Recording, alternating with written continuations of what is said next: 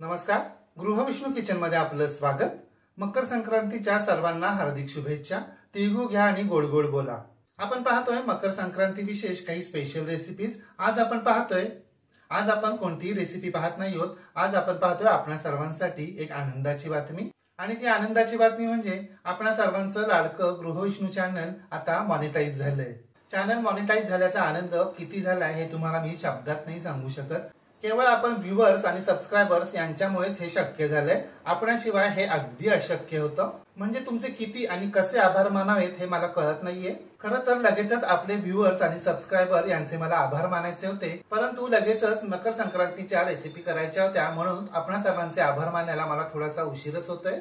मग म्हटलं आता उशीरच झालाय तर ही गोड बातमी मकर संक्रांतीलाच आपल्या बरोबर शेअर करूया। चॅनल मॉनिटाईज होण्यासाठी 1000 सबस्क्रायबर आणि घड्याळी 4000 तास कंप्लीट व्हावे लागतात, पूर्ण व्हावे लागतात। आपले 1000 सबस्क्रायबर तर ऑक्टोबर मधील नवरात्रीतच पूर्ण झाले, परंतु घड्याळी 4000 तास काही पूर्ण झाले नाही। ते दिवाळीत कंप्लीट होतील असं मला वाटलं होतं, परंतु ते दिवाळीत सुद्धा पूर्ण नाही झाले। मार्गशीर्षच्या पहिल्या गुरुवारी आपलं गृहविष्णू चॅनल मॉनिटाईज झालं। मॉनिटाईज झाल्यानंतर आपल्याला काही प्रक्रिया पूर्ण कराव्या लागतात। म्हणजे मार्गशीर्षच्या पहिल्या गुरुवारी सुरू झालेली ही प्रक्रिया मार्गशीर्षच्या शेवटच्या गुरुवारी कंप्लीट झाली, पूर्ण झाली। मला विविध प्रकारचे खाद्यपदार्थ खाण्याची आवड पहिल्यापासूनच आहे, तशी स्वयंपाकाची आवड सुद्धा अगदी लहानपणापासूनच होती। आणि माझ्या आईवडिलांनी सुद्धा याबाबत कधीही आक्षेप घेतला नाही। आणि माझ्या मावशीचा मोठा मुलगा सुजय हा मला कायम म्हणत असे, अरे दादा तुला इतकं छान छान सगळं करता येतं, मग तू युट्यूब चॅनल का नाही सुरू करत? मी म्हणायचो अरे हे काय सगळ्यांनाच येतं, घरोघरी हे केलं जातं, मला येतं, यात काही विशेष नाहीये। तरी पण तो म्हणायचा अरे सगळ्यांना सगळं येतच असतं, पण ते आपापल्या पद्धतीप्रमाणे, प्रत्येकाची आपापली एक पद्धत असते। तू ज्या पद्धतीनं करतो ना त्या पद्धतीनं तू दाखवायला सुरुवात कर, तुला खूप रिस्पॉन्स मिळेल। आणि मग त्याचा ऐकून मी युट्यूब चॅनल सुरू केलं। खरं तर तो वारंवार मला हे सांगत नसता तर मी हे युट्यूब चॅनल चालू केलं नसतं, केवळ त्याच्याचमुळे हे शक्य झालंय। तेव्हा सुजय तुझे सुद्धा मनापासून खूप खूप आभार। आणि आता युट्यूब चॅनल सुरू करायचं म्हणजे आपल्याला काही त्याची पूर्णपणे टेक्निकली माहिती नसते। मग यासाठी होती माझी 12वीत असलेली मुलगी उन्मेषा। मी तिला फक्त सांगितलं असं असं नाव द्यायचंय, असा असा एंट्रो करायचा आहे। तिला चॅनलचे 4-5 आर्टवर्क करून दिले आणि तिथून पुढील चॅनल सुरू करेपर्यंतची सर्व जबाबदारी तिनं घेतली आणि तिनं ती अगदी सहज पूर्ण केली।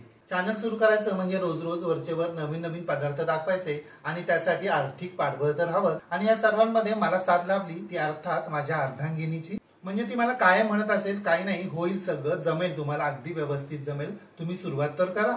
आणि आपण एकदा चॅनल सुरू केल्यावर सगळ्या चांगल्याच कमेंट्स येतील असं काही सांगता येत नाही। तुमचं कुठलंही प्रोडक्ट असो, चांगल्या वाईट अशा दोन्ही प्रकारच्या कमेंट्स आपल्याला येतात, परंतु आपण चांगलं ते घ्यायचं आणि वाईट ते सोडून द्यायचं। म्हणजे तुम्हाला काही जण असंही म्हणतील त्यात काय एवढं, सगळ्यांनाच तर येतं, किंवा एवढ्या उशिरा कुठे सुरू करतात, हे काय वय आहे का चॅनल सुरू करण्याचं? परंतु या सगळ्याकडे दुर्लक्ष करून आपण आपला फोकस ढळू द्यायचं नाही, आपला फोकस कायम ठेवायचा। मला बोलायला खूप आवडतं, त्यामुळे माझं बोलणं काही थांबणार नाहीये। त्यापेक्षा तुमच्या कमेंट्स आणि सूचनांमार्फत आपण संपर्कात राहूच, नवनवीन रेसिपींमार्फत आपण संवाद साधतच राहू। आणि हो, मुख्य म्हणजे कमेंट्स आणि सूचना द्यायला तुम्ही अजिबात विसरू नका। तुमच्या कमेंट्समुळे प्रोत्साहन तर मिळतं, शिवाय आणखी नवीन रेसिपी दाखवण्याचं बळही येतं। आपण व्ह्यूअर्स आणि सबस्क्रायबर्स यांच्याशिवाय हे केवळ अगदी अशक्य होतं। आणि अर्थातच आई भवानीचा आशीर्वाद, स्वामींची कृपा आणि आई वडिलांची पुण्याई यामुळेच हे केवळ शक्य झालं। तेव्हा पुन्हा एकदा आपण व्ह्यूअर्स, सबस्क्रायबर्स आणि हितचिंतक यांचे खूप खूप आभार।